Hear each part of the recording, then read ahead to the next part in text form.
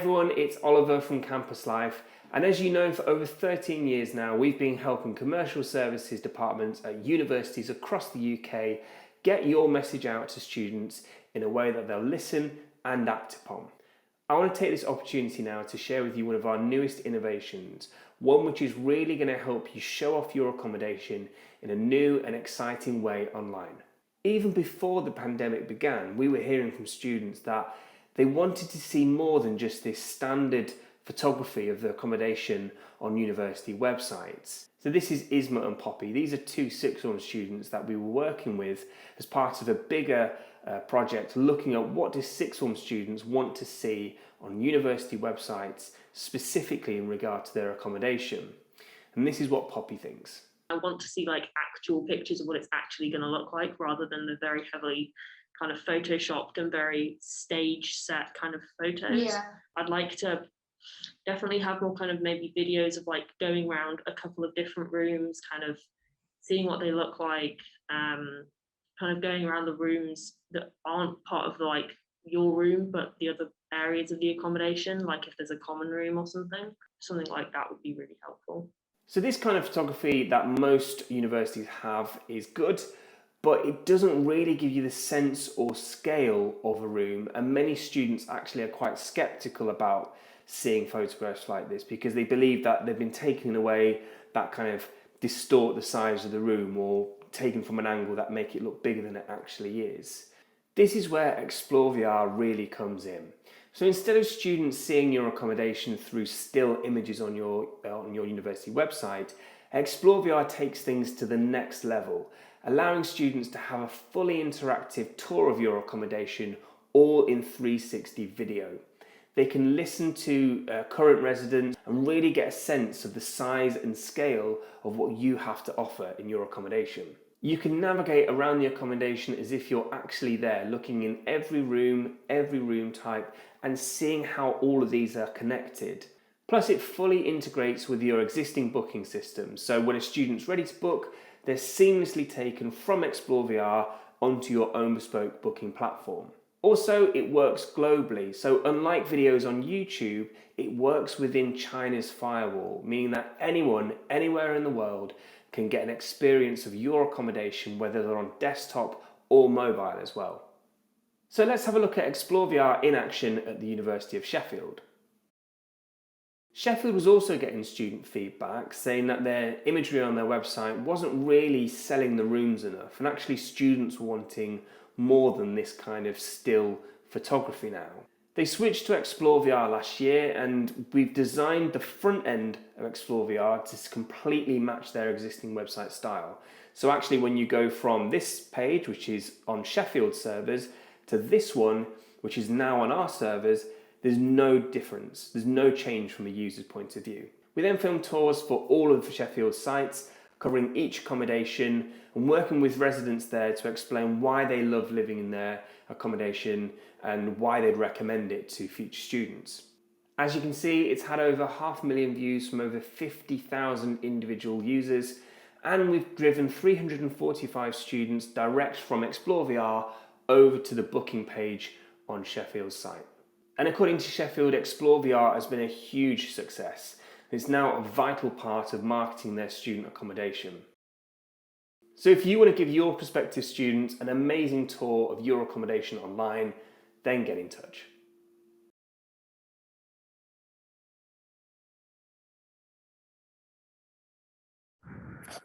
Good afternoon, everybody. Welcome to our final session of the day at the Winter CUBO Conference 2021, The Future of Hospitality. It's a very grand title, and we have a very grand contributor to assist with that today. So I'd like to welcome back Kate Nicholls OBE, CEO of UK Hospitality. Before we actually launch head first into Kate's session, just a final piece of housekeeping for me. So again, we can't host these events and schedule these events without the support of our key partners. So huge thanks to Campus Life, to Co-op Franchise, to Quadient, to Warwick Event Services, to Star Res, and to Unite Students for your support in terms of facilitating today's event. Much appreciated. This session is being recorded and will be available for members over the course of the next couple of days. Final shout out for those prolific tweeters. There is still an opportunity to rise up the rankings in terms of the Twitter competition. So it's all to play for over the course of the next 45 minutes. So get yourself on Twitter and utilize the hashtag CUBO Winter 2021. That's hashtag CUBO Winter 2021. So at this point in time, I'm going to stop wittering on and I'm going to formally welcome Kate. So Kate, over to you. Well, thank you very much, Phil, and thank you, CUBO, for inviting me back to give you a short overview of the challenges and the opportunities currently facing hospitality. It's really great to have the opportunity to be able to connect with you, touch base, share the experiences that we've had over the summer in particular as we've progressively reopened hospitality. So what I've got today is just a very short overview, about 15-20 minutes, to give you the messages and the key areas that we're working on, the challenges that are still ahead, the areas that we're working on with government to try and get some movement so that we can free up the ability for your businesses to be able to operate more profitably within the academic space, and then to sort of look forward to next steps and where we might be moving towards on recovery for 2022. And then leaving plenty of time for questions. So obviously, over the course of the summer, we've progressively reopened the whole of the hospitality sector. Indoor reopened the 17th of May, all restrictions lifted 19th of July. And really, that was the first time that late night businesses that are so important on many student campuses, as well as the work from home direction, were lifted.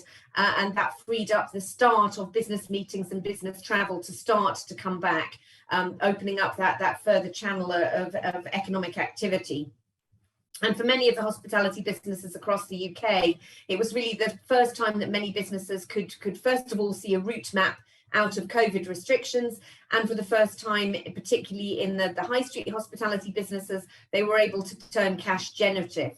Clearly a delay for many businesses in reopening. For those that are particularly city centre or dependent upon academic institutions returning, educational establishments returning, there was a delay until the new term restarted, and key challenges began to emerge over the summer, particularly around staff absences, labour shortages, and some of the supply chain challenges that we're facing, where we had early warning in the broader hospitality sector of what was going to come, and the ramifications of which we're still working through at pace at present, and will be with us as a lived experience for many operators within this space for some time to come. So our objectives at UK Hospitality have always been sort of fourfold. First and foremost, it's about reopening. How do we get our businesses back open, back operating at full strength? Over the course of the summer, that's been working on Plan A. I know there's a lot of talk at the moment about government's Plan B, but let's not forget that first and foremost from the 19th of July, there is still a Plan A, which has quite a few mitigations against COVID. So test and trace still remaining valid.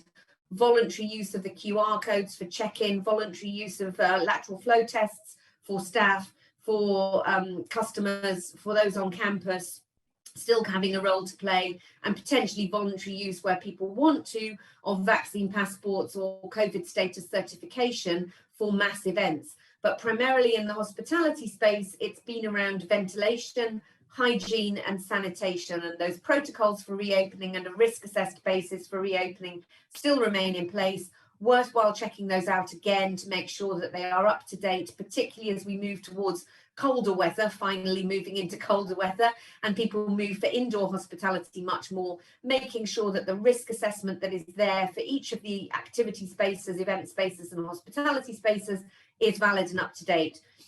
Secondly, that's around the reopening is around Plan B, the Winter Economic Plan, and working with the government to make sure that that has been as flexible as possible and remains on the back burner in the English regime, if nothing else, for as long as possible. Plan B has the changes that may still be coming through if the case numbers start to rise, if hospitals appear to be overwhelmed. And it is really that last trigger point. If hospitalizations go up and deaths start to go up and the NHS cannot cope, then in England we would trigger Plan B. Plan B sees vaccine passports introduced for large-scale hospitality indoor venues. Primarily, it's 500 plus. So it's your larger event spaces, it's your larger activities, but it would also apply to like late night venues where there's music and dancing. So it would be late night bars, irrespective of when they are open or how big they are. Vaccine passports. In England, that's vaccine only. So you need to be double jabbed or triple jabbed if you're available to have triple jabs. And that applies to workforce and customers. So there's a major burden of bureaucracy and administration that would sit behind that if that is introduced. And we're only likely to get a week's notice if it is introduced in England. So vaccine status for customers only, for staff vaccine status, or they could have a lateral flow test, but it will have to be done supervised in person or via video link. So they can't do it at home and provide the results without them being independently verified. And that would need to be done ahead of virtually every shift in the way that places are working and the hours that people tend to work. That's very different to what we've got in Scotland and Wales. Both of those have COVID status certification, vaccine or lateral flow for customers and for staff. The lateral flow can be done at home, doesn't need to be supervised and doesn't need to be recorded as much. But in both cases, Scotland and Wales, and this is likely to be the case in Northern Ireland, where it's introduced in a week's time, they are allowed to do spot checks rather than 100% checks of everybody's status. But again, it's worthwhile remembering that that's not just customers, it's staff, it's contractors, it's agency, it's anybody who's in that site where there's a mandatory vaccine passport. The other element of Plan B that the English government has is a return to work from home. And obviously the impact that would have on international visitors, business travel, business events, meetings, conferences and banqueting, that just delays the restart and the recovery of that side of the business while there's that uncertainty going through. So what we've been seeing when we're tracking this outside academic institutions, what we're seeing on the high street and in our major towns and city centres is a reluctance to book and commit to those major events, and they are taking much longer to recover. Broadly though, we've got over 95% of hospitality fully open and trading now. Trading levels are at about 80% of normal trading. In city centres and town centres, that's down to about 50%. And that's driven by the gap with major events, business events and conferences. The recovery there and the visitor numbers there anticipated to pick up second half of next year. The second area we've been working on is making sure that the industry can recover and has resilience built back in. And this has been tackling some of the well advertised and well publicised challenges that the hospitality sector and its supply chain have faced since the summer of reopening. Particularly the challenge around labour shortages and supply, where the hospitality sector has currently a 10% vacancy rate. It's higher in certain parts of the country and in certain roles, but broadly it's 10%. And that hasn't changed much over the course of the summer and the unwinding of furlough. It means that we're short of about 170,000, 180,000 workers across UK hospitality, and particularly acute in kitchens, catering, but also impacting on the supply chain as well. So what it means is that many businesses across the UK are operating at less than full strength. For many, they are refusing bookings, they are cutting hours of restaurants and cafes, they are reducing the covers, they're turning away major events because they don't have the labour to be able to fulfil the bookings that they've got coming in. There's a double whammy there as well, because the labour shortage is also hitting further up the supply chain. When we look at the farm to fork supply chain, it's quite complicated in hospitality. It's very fragmented. There are many parts. It's not as simple and straightforward as it is in retail, where often the retailer will have one or two steps back to the primary producer. Here, it's not unusual to have 7 or 8. Labour shortages hitting at each part of that supply chain, and our supply chain only as strong as the weakest link. So what we're seeing in the supply chain, initially there was a lack of deliveries, people weren't getting deliveries in. That became particularly acute as education and academic environments reopened September, October. It's now running hot again in the run up to Christmas, where there's a displacement of activity and personnel into retail. But currently what we're seeing is just 80% fulfillment of most orders, and that's hitting particularly in food, but also in linens. Product gaps, sub-economic deliveries, all combining to mean that money is being left on the table by many hospitality businesses, and the recovery is therefore far slower. So projections forward are that the recovery in terms of an uptick in trade, an uptick in demand, an uptick in revenues, pushed back until summer 2022, when some of those supply chain and labour shortage issues may ease slightly. So what we've been working on with the government at DWP and Job Centre Plus to make sure that we are attractive and being promoted as a career. Hospitality now is the only sector of the economy that DWP proactively pushes people to come into jobs and is working at a local level to help to fulfil vacancies. We're also working at pace with our training providers to make sure that we have access to front-loaded apprenticeships, can take advantage of the government funding that's available for apprenticeships, for Kickstart, and also for lifelong learning, to use those as tools to attract people into businesses, retain talent, and promote professional development. And also finally talking to government about a need for a rewrite of the labour market strategy, the training, the employment, and potentially the immigration sides that sit alongside that, to make sure that the industry and the economy as a whole can operate at full strength. Because these labour challenges are not just hitting in hospitality. We have record high vacancies across the UK economy, over 1 million vacancies, and unemployment back down at around 4.3%, so very close to full employment, meaning that there is a squeeze on labour, a tightness on labour across the whole of the economy, not just in our sector. But it does mean that with our sector being one of the last to open, still being quite vulnerable to restrictions and potential for closure, it means that it's difficult to promote it as a career of choice. And also finally, having been closed for the best part of 2 years, there's a disruption in our talent pipeline where people coming through catering college, coming through on apprenticeships, we don't have that steady pipeline and stream that's coming through.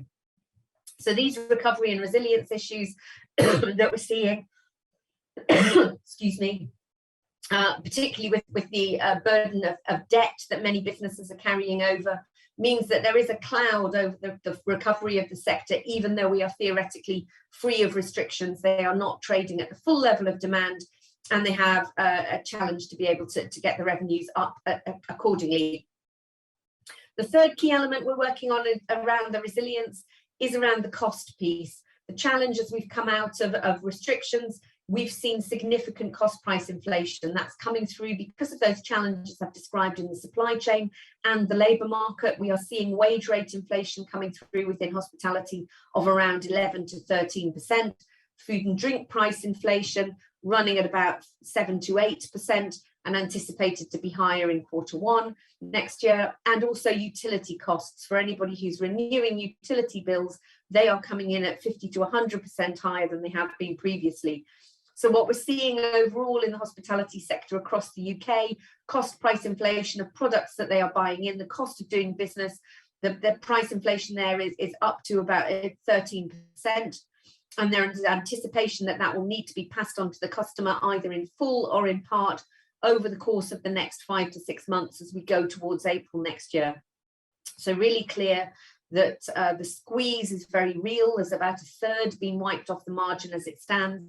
That's not sustainable going forward, and therefore you've got the challenges of consumer price inflation feeding through at the beginning of next year, and the impact of that it would have. You have an inflationary spiral then coming through as our wage rates increase, as our cost price increases. We pass that on to customers, that will feed into CPI, that then feeds into the broader inflation picture and will have an impact on interest rates, with the knock-on effect on consumer confidence, willingness to spend, and business confidence too. So really quite a bleak potential picture there.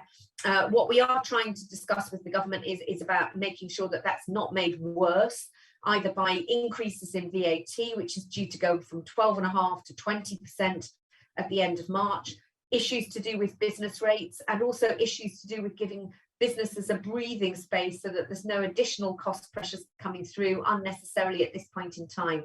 So live discussions happening with the government around deposit returns, packaging tax levies, calorie labelling, food law changes, that all might have an impact on the cost of doing business. And obviously the main one that we're focused on is the wage rate cost line that's going through, with that increase in NICs due to hit in March, April next year, and a further increase in not just the living wage, but the minimum wage for 18 to 21-year-olds, fueling that cost price inflation on the labour line. So big work there that we're doing with the government to try and help them to understand the implications of that. And that will feed through into lobbying on the forthcoming spring budget in March to see if we can get further support for businesses to be able to tide them over through the recovery period, which is going to be longer and slower than would otherwise be the case. And then finally, before I come to an end for questions, looking towards the renaissance that we know that hospitality can have in the UK and the benefits that we can bring economically, culturally and socially, and also the positive benefit that comes from having really good quality food offerings and drink offerings for people to socialise while they eat and drink together and to bring together communities. So it's about working with the government to implement the tourism recovery plan, which commits the government to trying to recover tourism and event revenues a year ahead of international targets, which is currently 2023 for domestic, 2024 for international business events and international travel. Also implementing the hospitality strategy recovery, which looks at a range of issues to do with planning, licensing, sustainable development, as well as food law and food policy. Building on COP26 and the publication of UK Hospitality's Carbon Net Zero Plan, working to help the industry to be able to decarbonise and to meet tough, ambitious targets for carbon net zero within its own business, working collaboratively across a range of businesses to be able to decarbonise our supply chain and footprint. Such an important message for our younger consumers and also our younger employees. And so really making sure that the industry can be front of foot to be able to make the claim to be the most sustainable sector, to be the most sustainable in Europe, and also to build on the work about employability, making sure we're diverse, inclusive, and we look after our employer brand so that people understand that it's a good quality career that's available in hospitality. We can rebuild those skills and the personal development that have fallen by the wayside during COVID, and provide that opportunity for young people to have a great place to work, grow and develop. So a big chunk of action and that still needed to be done that is particularly COVID related before we can get back to a sort of more business as usual and an engagement to promote the reputation of the sector with government, with the media and with wider local communities as being a positive partner for investment, jobs, growth and levelling up across the UK. So that draws my sort of initial comments to a close. Hope that gives you a good flavour of the areas that we're working on, the challenges that the sector is facing, and very happy to take any questions. I'm going to start with wow. There's a whole load of stuff going on, Kate. It's not quiet. Absolutely, you've certainly been kept busy, that's for sure. So excellent, thank you very much for that. A really comprehensive oversight in terms of what's been going on and what's coming. So, so we have a number of questions popped up in the live Q&A. Again, I would just encourage colleagues, if there is anything that you would like to ask Kate, please do pop it in there. We probably have another 10 or 12 minutes or so before we draw this session to a close. So to be honest, I had loads of questions written down in advance, and most of them you've already referenced to. So I might be going back a little bit over old ground with some of them. But in terms of VAT for hospitality, appreciating the sensitivity around any conversations that are ongoing, but what do you think personally should happen to VAT for hospitality? And if you were a betting woman, what do you think will happen? Well, I think the VAT cut was the single biggest boost that the Chancellor and the government gave the industry. It's been absolutely critical to get many businesses through the last 18 months, initially used to be able to drive consumer footfall, to encourage customers to come back, to increase demand. while we were closed, obviously we couldn't benefit from a VAT cut, but people have been able to then use it to mitigate any cost price inflation that's coming through. I think it would be a retrograde step for the government to put that tax back up to 20% in March, just at the point at which all our big cost prices are hitting. The last thing we want to do is to make inflation worse through a tax increase. So I think the sensible thing to make us internationally competitive, price competitive, to continue to give customers a good value when they come out and to keep that consumer confidence high would be to retain that lower rate of VAT. That's going to be a pretty tough ask in the current climate, where you've got the Chancellor being very open about the fact that the time of an open purse when money was there for business support, that's passed, and the government needs to prioritise cutting taxes in other areas and spending in key priority areas. So it is going to be an uphill battle. I think there is a very slim chance of us getting that VAT cut maintained. What I would say is it won't happen at all unless we all get behind the campaign that UK Hospitality will be launching again, relaunching.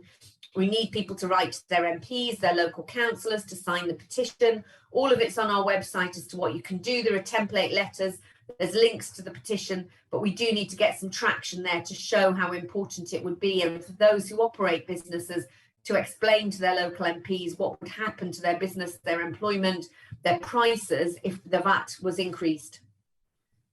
That's great, thank you. I think I would encourage a call to arms to members to take a look at that. So excellent.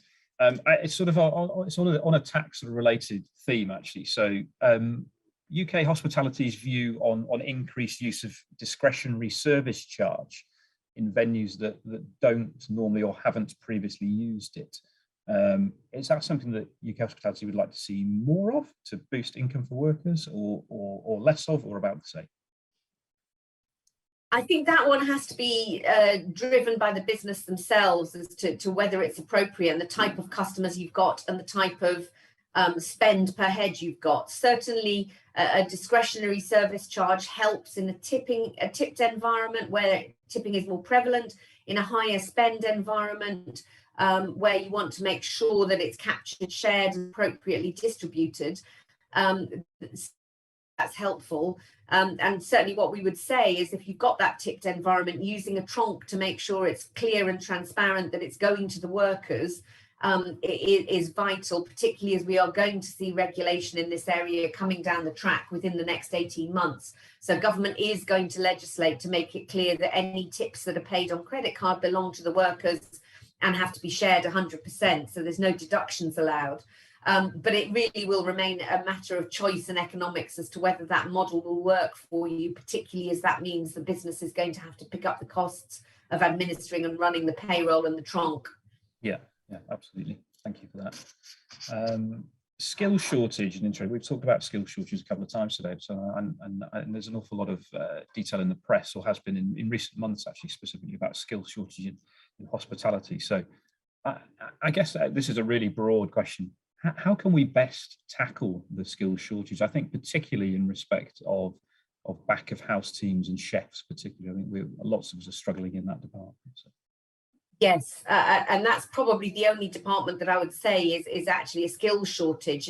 In general, what we're suffering from is a labour shortage, because the benefit that we've got is that we have the mechanisms in place to be able to train people up at any level and for any level of skilled job. But actually what we're missing at the moment, where we've got gaps, is those skilled chefs, skilled back of house, also the restaurant managers and the managerial levels are the gaps that we're finding at the moment. So we are working with the Home Office at pace to see if we can streamline the application processes for being a sponsor and using immigration. The routes do exist.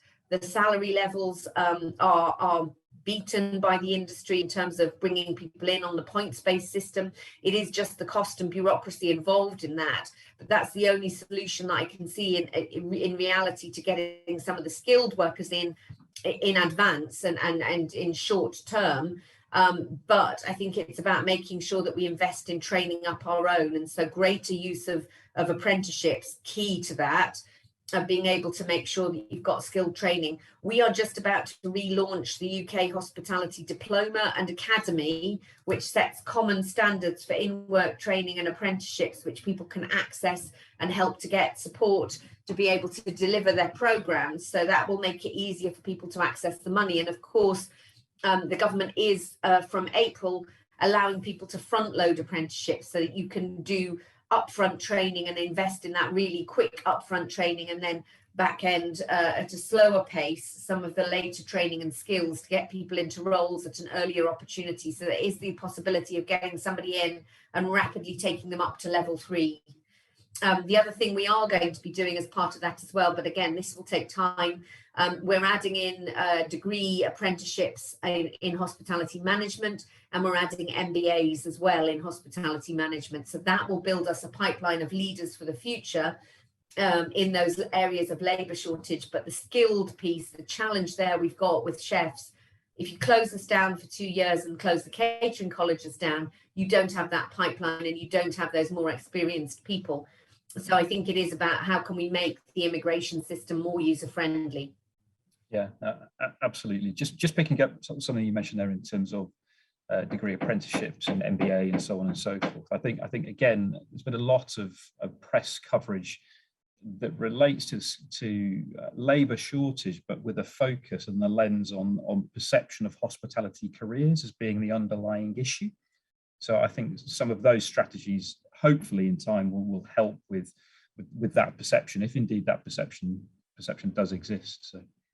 Yeah, I think we do need to do some myth busting around this, because there is always, and I hear it every time I do an interview with national press or national TV, they will say it's long hours, it's hard work, it's low pay, it's low skill, it's dead end. And none of that is really true. You know, we are a 24/7 industry. We offer a high degree of flexibility. Some of the careers in your area, in your space, will have the best work-life balance that people can manage. And we do invest in people. So we need to make sure that we bust those myths. We set out the positives, which is you can start with limited skills and no experience, but you will develop very rapidly social skills that are transferable, and at a very young age can be given delegated authority and responsibility to progress. And I don't think there's any other sector of the economy that allows you to go from zero to management in less than 2 years, which is what hospitality does. So I think it's about getting those messages out. And that's one of the things that my team will be working on quite closely at the start of next year, to be able to start doing a really robust careers methodology. And it's something that it would be good to work collectively and in partnership with you on, so that we can mirror what's happening and demonstrate to people who are eating and living in your student spaces exactly what we can do as a career for them. Yeah, absolutely. Sounds great. Sounds like a conversation to be had. So we've had a question come in from Helen Cuddy. I need to read this very carefully because I don't entirely understand it, but hopefully you will, and I'm sure Helen does. So do you think the government reinsurance scheme, which indemnifies the event insurance on large-scale events, will continue after September 2022, i.e. encouraging summer schools and large venue events to have reassurance if we do plunge back into restrictions and have to cancel? I think it's too early to be able to say is the honest answer to that. So the government put in place a fund that can be drawn down where you can't get insurance to hold these events, where if you have to cancel them because of COVID, this will cover you. So I think if we are in a very good place, if COVID is endemic rather than pandemic, if we are in a situation where the industry and the market is sorting out solutions in this area, I think the government will end that at the point that they plan to at the moment. If, however, the situation has worsened, we don't look as though we're in a better place at all, then I think there'll be a strong case for that continuing. It doesn't cost the government that much money. It hasn't been used that widely because we haven't gone into those kind of big restrictions. So I do think it's a bit of a wait and see, that one. Great, thank you very much. I'm just going to do a final call for any additional questions. So I have a couple left. So there's a last chance if anybody else would like to ask Kate a question. So here's an interesting one, actually. What do you expect to be the lasting and maybe positive changes in the hospitality sector post-COVID? I think there's a couple, really. I think technology and the technological advancements and innovations that we've made will stick. I think customers, particularly younger customers, like the technology that allows online ordering and remote ordering, QR codes, payment technology that takes out some of the grit in the customer journey and allows fulfillment to happen more quickly. I can see that sticking around, and younger customers don't see that as getting in the way of service. They see it as enhancing service. So I think measures like that and AI in which you can automate the mundane and deliver the better service. So you can see hotels using AI at the moment to deliver towels or additional things you need in your room rather than having to tie up some labor to deliver that. So I can see that you will see that sticking around.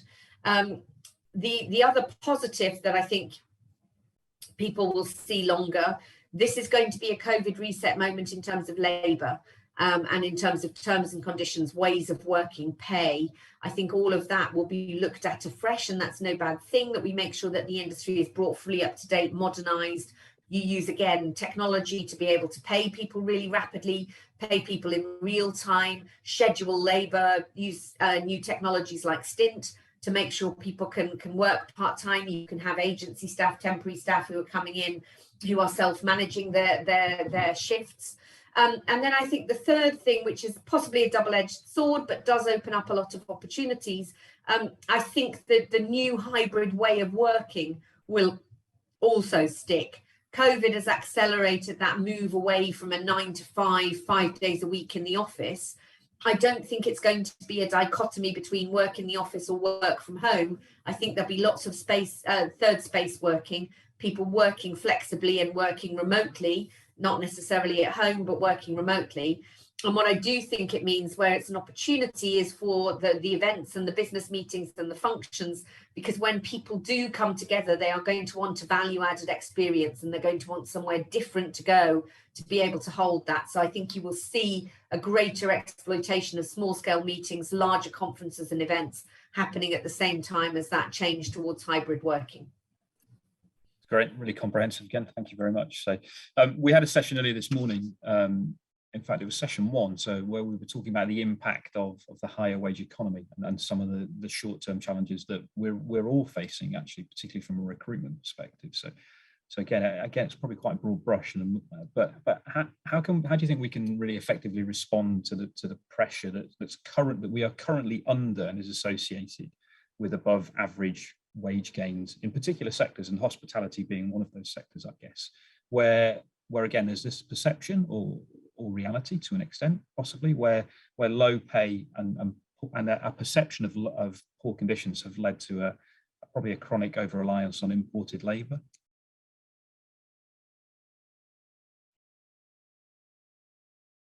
You would have thought that 22 months in, I would have got used to taking the mute button off, but apologies for that.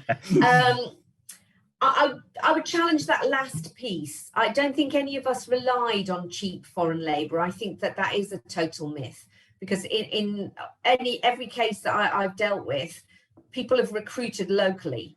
It just so happens that people coming through the doors, turning up for interview for some of those positions, filling the agency and the temporary worker route, have been non-UK nationals. But let's not forget, 75% of our workforce pre-COVID was a UK national. So it's not as if we're relying upon it. So, I think the assertion by government of people relying or using foreign workers to undercut wages for UK might be applied to other sectors of the economy, agriculture, for instance, where you had wholesale imports coming in of workers. Don't think it applies to hospitality. And actually, I think at the moment what we're seeing is wage rate inflation running at 11 to 13%, average wages above for the hourly paid front of house and back of house staff tracking well above national living wage at the moment. Even for those younger workers, they are getting up towards those levels. So actually, we are seeing a gradual incremental rise. As the minimum wage and the living wage increase by about 6-7% year on year, it's inevitable that more of our workers are going to be caught in that, and the differentials are moving up. I think, from a government perspective, it's about trying to get them to understand what a high wage, high skill economy looks like, making sure that they are clear that you can't have high wage, high skill without some of the lower wage, lower skill jobs that are vital to sit alongside it. You can bring in all the scientists, the professors, the doctors, the nurses. If there's nobody to clean the rooms and there's nobody to feed the students, you don't have a fully functioning economy. And you certainly don't have a fully functioning business as a university. So I think it's about making sure that ministers understand that choice that they are making, and also set out the plan for getting us from here to there without job losses and without economic damage to a really important economic sector. Yeah, absolutely. So there are a couple of questions that have just flown in. So if I may, I'm just going to work through these. Language schools. I don't know whether would you have any sense of demand from language schools for summer 2022? Yes, there is quite a bit of interest. I think what I would say is that the interest and the desire to come over not translating through to bookings just yet. And I think that's true for any international business. It's not just about their uncertainty about their own situation in their own country and what's happening with COVID and travel restrictions. There is also a perception out there in the market that we might not be unsafe, that we're not having any controls at all in the UK, and that it would be better to wait and see. So an appetite to return, not translating through to demand. And I think another element that we are seeing is demand tempered by changes that we've made to the use of ID cards for travel. So not letting young people from the continent travel on an ID card, causing some to look elsewhere before they make the trip. Yeah, no, that makes sense perfectly. So this is probably quite a short and sweet one. So cash payment for F&B, is it gone for good? I think yes. To be honest, I think in the environment that many of you will be operating in, certainly young people and a younger generation are much more inclined to be cashless and to pay for anything and everything on phones and watches. I don't think cash will die out, and I don't think people will go completely cashless, but it is the far greater level of uptick. And I think that the changes in credit card limits will get people using them more and more frequently. That's great. And I'm going to end with this question, actually. So hopefully we're going to end on a positive high. So so there, again, if you read the press and if you believe everything you read and hear, it still feels fairly doomy and gloomy. So what if any, what are the principal positives and opportunities for hospitality going forward from this point? Well, I think first and foremost, things can only get better. We've been in probably our darkest place. Certainly, it's the most difficult set of trading circumstances I've known for the 30 years I've worked in hospitality. There is no way it can be as bad as 2020 and 2021 going forward. So I think that there are reasons to be optimistic from that point of view. The other reason to be optimistic is consumers still feel really positive about what we're doing and where we are and who we are, and want to go out and eat and drink and socialise safely. While we haven't seen as high footfall traffic over 2021 in all segments, we have seen higher spend. We have seen customers willing to come out as frequently, and customers are coming out to visit venues as frequently as they were pre-pandemic for our main demographics. So consumers feeling positive, spending money. And then I think it's about the third reason, which is less to do with the trading environment, more to do with our industry. We've worked really collaboratively through COVID. We've come together to have one voice to talk to government. We've come together to help each other through the difficult times and to develop solutions. And I think that spirit of collaboration and cooperation will take us forward through 2022 and lead us to that brighter future. And that is a great place to finish. So thank you very much, Kate. I really appreciate it. And apologies for my lights going out. So I've made this reference a few times today. I'm in an office with a PIR right in the corner behind the nib of a wall. So if I don't move around, the lights go off after about 10 minutes. So hey ho. Thank you very much. Excellent, really excellent session. Much appreciated. So Thanks for your time, and thank you to everybody that's hung in for the full day to all of these sessions. Kate, we're going to let you go. We hope that our paths cross at some point again in the future.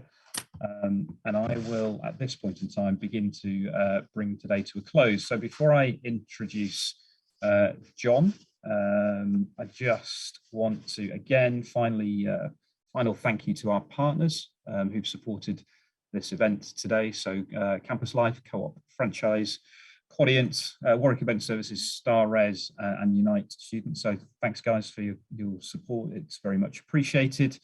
I want to thank all of our speakers for their contribution, and you all for taking the time to attend. Again, very much appreciated that you have been engaged and involved in the sessions as the day has gone on. So a couple of other small points from me before I hand over to Joe. So we're all very hopeful that we return to some level of normality next year. I think everyone's got their fingers crossed.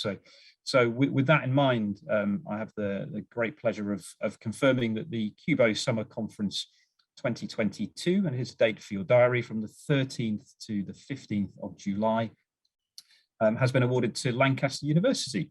So congratulations, Lancaster.